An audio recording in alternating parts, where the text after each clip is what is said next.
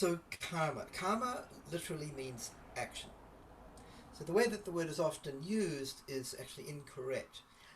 A lot of people talk about karma as though it were the sort of the reaction to the action. Say something, I don't know, you fall over in the mud or something, and someone, a nasty person, might kind of laugh and say, "Oh, that's your karma," like you deserve that because of something you did in the past. I'm not suggesting you do this, but some people make this kind of unhelpful remark, but it's also incorrect. Because it makes no sense. You fell over, that's your action, that's kind of stupid sounding. What they actually mean is another word, which is samskara. Samskara is the stored up reaction to the action. And it's this idea of, well, action and reaction. Of course, we know about that physics from Newton. And it's also a popular saying, this idea that what goes around comes around. That's generally in martial arts circles, the idea of yin and yang, that we have certain experiences, and then but that's all part of a cycle of action and reaction going on in our lives. This is reflected in psychology. If the typical picture of going to see the psychologist, what's the first thing they ask you to do? Well, lie down on the couch and tell me your story, but they'll probably ask you about your childhood or your relationship with your parents, and that starts, of course, in childhood. So what are they doing? Why are they asking that? They're trying to begin to explore and to help you to understand why it is that you are like you are, and why it is that you feel the way you feel at certain times, maybe why you react in certain ways or behave in ways that you can't understand and wish you did understand and wish you could control. So that's why I use this term, be yourself, everybody else is taken. The law of karma is a principle, if you like, that can help us to understand why we are like we are. It kind of answers a big question in our lives. Why am I not like somebody else? Why me?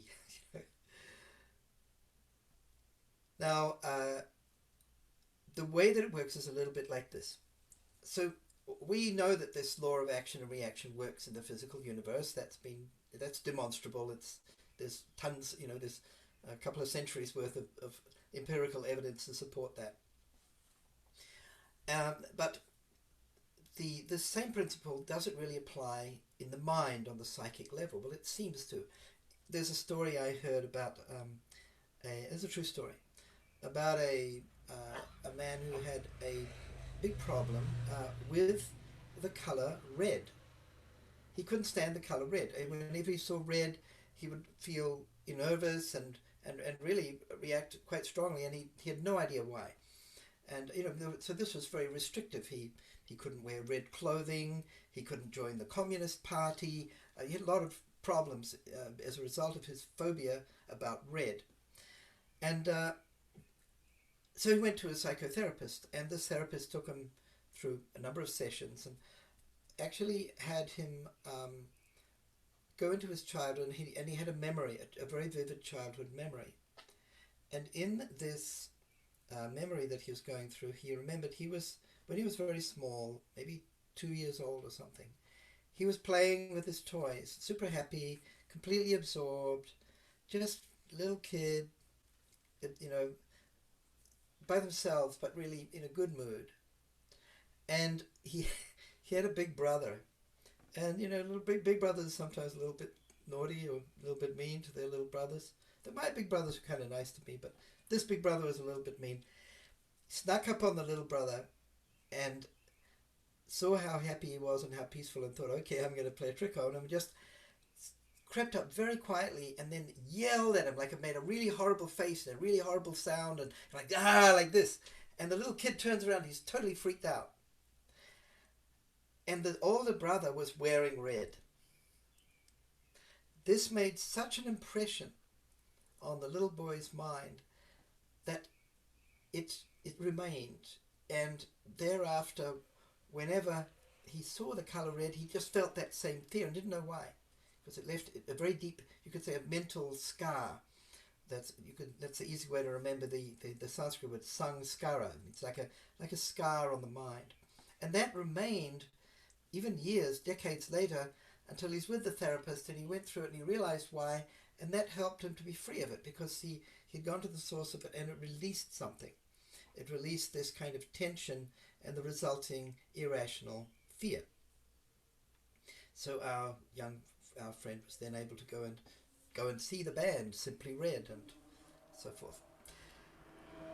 So that's a very unusual and very literal example, but we actually have many uh, forgotten experiences, and they all affected us at some point, and we go on reacting to them without knowing why. And sometimes this is referred to as mental baggage or emotional baggage. That's a kind of pop psychology term for it, but this is very real, and this is what psychology keeps the psychologists in work, and it's created an entire industry of various schools of psychology and psychoanalysis, and people trying to figure out why they are like they are and what they can do about it in order to feel more free and happier. So the law of karma is the aspect of yoga philosophy that helps to understand this and helps us understand what to do about it. Now, one of the main things or main methods we use to help to free ourselves of this is meditation and chanting. This kind of, we call it kirtan. So using the mantra out loud, it's called kirtan, spiritual chanting. Using the mantra as a focused and silent meditation, we call that meditation, or it's got a Sanskrit name, it's called dhyan. But how does that help? And why is it different? How is it different than therapy? Psychotherapy, psychoanalysis. So both can be beneficial. I think a really good psychoanalyst can be very, very helpful, especially with a specific problem. If you have a very particular issue, a good therapist can perhaps help you to resolve that. It might take a while, but it can be really, really valuable. But meditation is more like a general. It's not specific. It's helping you to be free of these sanskaras, all these unbidden feelings that come up, not by resolving them one by one and going into your subconscious or into your memories and your dreams and trying to figure them all out one by one, but by actually helping you to identify with a different part of yourself. So rather than identifying with your mind and your personality with all of its quirks, and we all have a lot of peculiar parts of ourselves that come up occasionally and most other people don't know about, rather than feeling that that's me, in meditation we're identifying with the very simple central part of ourselves where we feel love, where we feel peace, and we feel the sense of awareness. So it's actually a very different process. It's shifting your sense of identity away from identifying with the mind and the thoughts and the memories and the unresolved sanskaras and pain perhaps. So rather than trying to resolve all of that, we're actually shifting our sense of who we are in the first place. Because all of that stuff all in your mind is transitory. It changes through our lives. It changes all the time. It isn't really you. If it was, you would still be who you were when you're 3 years old, but you're not. You've changed. But the sense of self and the sense of identity and the sense of being and being able to feel love, that's your core being, and that's what we're learning to identify with more fully as meditators, as yogis. And over time it's deeply transformative, and it actually enables us to feel over time happier and happier through our lives if we do it consistently. That is the tiny short version of karma, the law of karma, and this idea that really being your true self, if you like, learning how to be your true self. Now, if you want to learn a bit more about that, and we'll have a chance to discuss that and have questions back and forth and go into it in quite a bit of depth, please join me on Thursday. If you got the link to this event, you probably got it either from my newsletter or through the Vistara Circle, so that information you should already have. We do have time for a couple of questions. Well, we've got a comment here. There's a note. Just go back to the music thing. Music is the language of love. I like that. Yeah, for sure. One of the most popular songs on the radio. They're all love songs. Or 90% of them are. Shifting our sense of self, exactly. So that's what we're doing in meditation. And the mantra embodies that idea of the eternal self, or you could say the spirit, the awareness within us that enables us to feel love.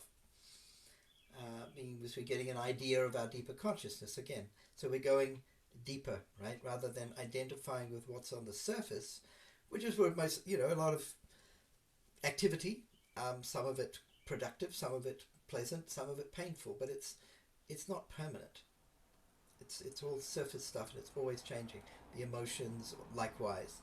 The sense of self, however, is something that lasts, and we're trying to shift over to real understanding that's really me.